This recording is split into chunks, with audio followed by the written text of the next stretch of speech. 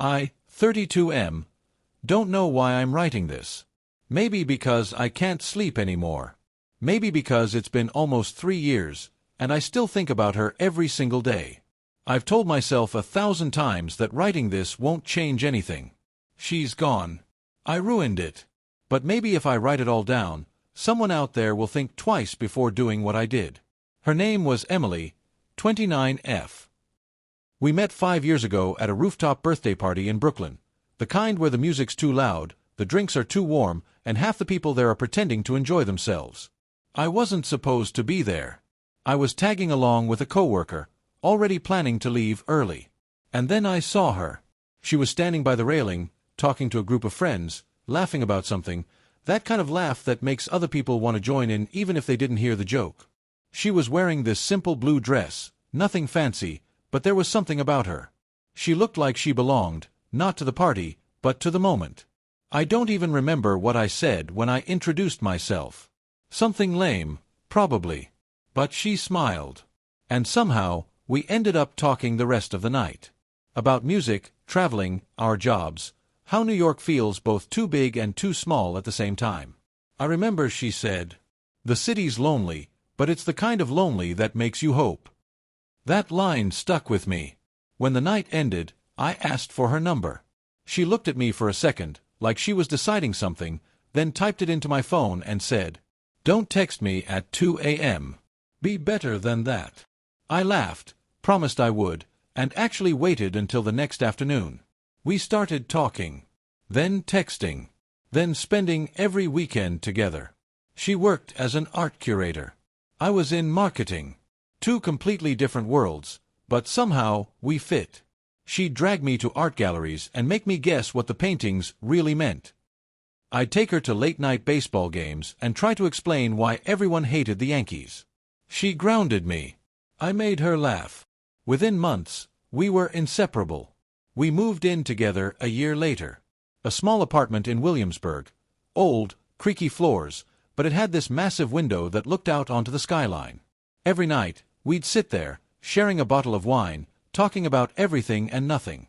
I thought I'd found it, the thing everyone looks for. Real love. The kind that feels calm. The kind that makes you want to be better. I remember one morning, she came up behind me while I was making coffee, wrapped her arms around my waist, and whispered, "I hope you know I'm happy." And I was. God, I was so happy. If someone had told me then that I'd be the one to destroy it, I would have laughed in their face. But here's the truth. You never plan to ruin your life. You just take one careless step at a time until you look around and realize you're standing in the wreckage. It's strange how love doesn't disappear all at once. It fades, like the slow dimming of city lights when dawn starts creeping in. You don't notice the darkness leaving. You just wake up one day, and everything feels different. For us, it started small. Little arguments. Misunderstandings. Moments where I wanted space, and she wanted connection. Moments where she needed comfort, and I gave her logic. She started working longer hours at the gallery. I started staying late at the office too, sometimes for work, sometimes just because I didn't want to come home feeling like a disappointment. We stopped having breakfast together. Then dinners. Then conversations. We were still us, technically, but the version of us that existed in the beginning was gone. One night, she came home late. She looked exhausted. Her makeup was smudged, her shoulders tense. I asked, "Rough day?" She nodded, tried to smile, and said, "I just wish you'd ask me that before I look like this." And that broke something inside me. Because she was right. I'd been distant, cold, prideful. I told myself it was stress, but really, it was fear. Fear of facing how much I was failing her. That's when I met her. Someone from work, Sarah, 27F, new to the marketing team. She was funny, confident, the kind of person who made everyone around her feel interesting. We'd grab coffee together, laugh about clients, complain about deadlines. At first, it was nothing. Just casual friendship. But casual can turn dangerous when you start filling emotional gaps with the wrong person. Sarah would listen when I vented. She'd laugh at jokes Emily didn't find funny anymore. She'd ask about my life, and actually seem curious. And in my mind, I twisted it into something harmless. I'm just talking. It's fine. But deep down, I knew what I was doing. The night it happened, I told myself a dozen lies. We were at a bar with coworkers, celebrating the end of a campaign. Too many drinks. Too much laughter. She touched my hand. I didn't pull away. I remember the Uber ride to her place in flashes, streetlights, perfume, guilt clawing at my throat. And then, I crossed a line I can never uncross. It didn't mean anything. That's what I told myself when I left her apartment before sunrise. It didn't mean anything. But it did. Because when I got home and saw Emily asleep on the couch, wrapped in the blanket I'd bought her for her birthday, I felt like I'd just killed something sacred. For weeks, I tried to pretend it hadn't happened. I smiled, cooked dinner, kissed her goodnight. I convinced myself I could bury it, that as long as she didn't know, it wouldn't hurt her. But guilt is a living thing. It eats. It spreads. She noticed. Of course she did. She started asking, "Are you okay?" I'd say yes. She'd look at me, searching my face for truth, and I'd look away. One night, we were sitting in the living room. She was scrolling through her phone, and I was staring at mine, pretending to read emails. Out of nowhere, she said, "I don't even know you anymore." I looked up, and she was crying, quietly, without drama, the way people cry when they've been hurting for too long.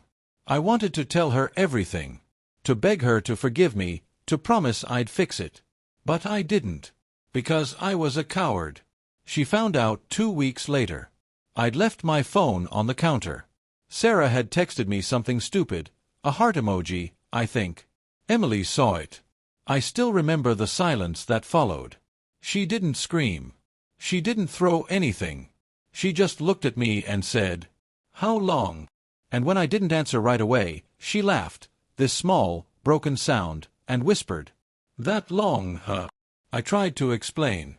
Tried to tell her it was a mistake, that it didn't mean anything. But she just shook her head. "You were supposed to be my safe place." Those words shattered me. That night, she packed a bag. I begged her not to go.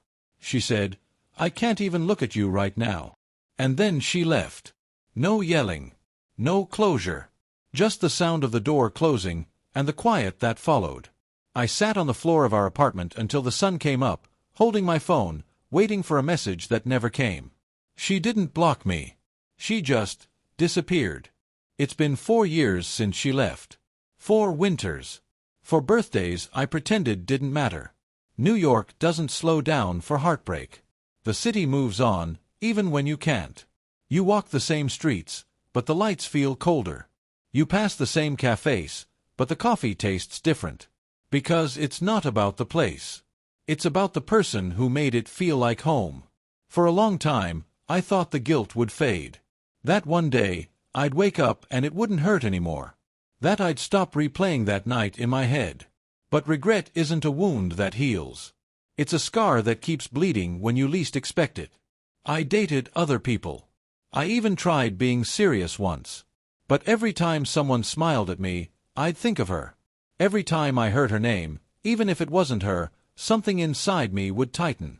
I saw her once, by accident. It was last spring, outside a bookstore in Brooklyn. She was standing there, holding a paper cup of coffee, laughing with a friend. She looked peaceful. Older, maybe. Softer. And for a moment, I almost walked up to her. Almost said her name. Almost apologized again. But I didn't. Because I saw something in her eyes that I hadn't seen in years. Lightness. And I realized that for her to get there, she had to let go of me. People always ask why people cheat. They think it's about desire, or boredom, or temptation. But it's not. At least, not for me. It was about fear. Fear of not being enough. Fear of being seen too clearly by someone who actually cared. She loved me in a way that terrified me. And instead of rising to meet that love, I ran from it. Straight into the arms of someone who made me feel like I didn't have to try. But love isn't supposed to be easy. It's supposed to challenge you, change you. And I failed that test. There's this moment, right after you lose someone, where you think you can fix it. You write a text. You draft an email. You scroll through old photos, trying to find the right one to attach. And then you stop. Because you realize that, "I'm sorry," doesn't rebuild trust. It doesn't erase the nights they cried themselves to sleep wondering what they did wrong. It doesn't make you the person they thought you were. It just reminds you of everything you destroyed. I still live in the same city. Different apartment. Same skyline. Some nights, when it's quiet, I still catch myself imagining what our life could have been. Maybe we'd be married now. Maybe we'd have a dog. Maybe she'd still smile at me the way she used to. But those maybes don't mean anything. They're ghosts, and I built the house they haunt. I think about sending her a message sometimes. Something simple. "Hey, I hope you're doing okay." But then I remember how she looked that night when she said, "You were supposed to be my safe place." And I realize, if I reach out now, it wouldn't be for her. It would be for me. To ease my guilt. To feel like I still matter. And she deserves better than that. So I keep my silence. Not out of pride, but respect. Because she moved on, and I don't deserve to pull her back into the pain I caused.